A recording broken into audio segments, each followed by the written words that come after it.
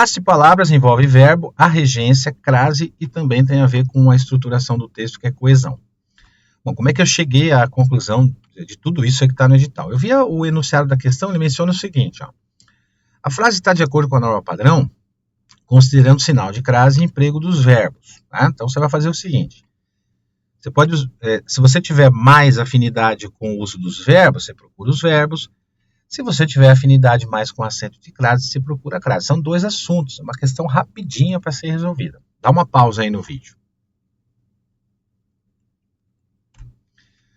Bom, letra E. Vamos fazer o seguinte, vamos olhar essa letra E porque está correta. Obtiver. Aqui obtiver é o verbo obter, e a gente já sabe que ele é derivado do verbo ter. Então aqui ó, a gente tira esse inicinho aqui do verbo, ó, tiver.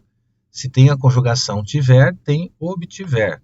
Então, o verbo derivado ele tem a mesma conjugação. Tá?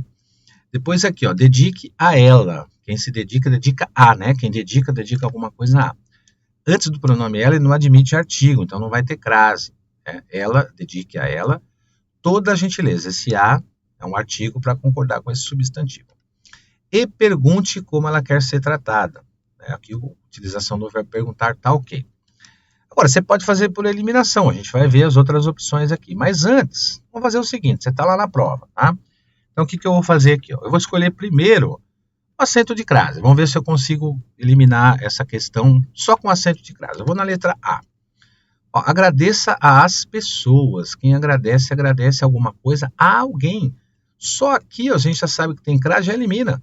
Letra A vai embora, não vou prestar atenção no verbo mais aqui, né? Se bem que você tem o verbo manter aqui, que a gente já sabe que é mantiveram, mas só o acento de crase já resolveu. Eu vou na letra B. Se as pessoas se deterem, né, vamos supor que você não lembra da conjugação desse verbo aqui, é detiverem o correto, né? Mas supondo que você não lembra. Dá uma olhadinha na crase aqui, ó. Esse substantivo feminino, ele está no plural. E ele, no contexto, ele foi empregado no sentido genérico. Esse genérico significa dizer que ele não tem artigo anteposto, tá? Que tinha que ser só preposição, joga fora. Tá? Aí depois a gente está aqui, ó, chama-lhe a atenção. Chamar a atenção, aqui esse atenção também aqui tem um artigo antes, você já pode eliminar, ele só tem um artigo, não a preposição. Já elimina essa com relação à crase. Agora joga fora. Ó, lembra que a resposta é a letra E, né?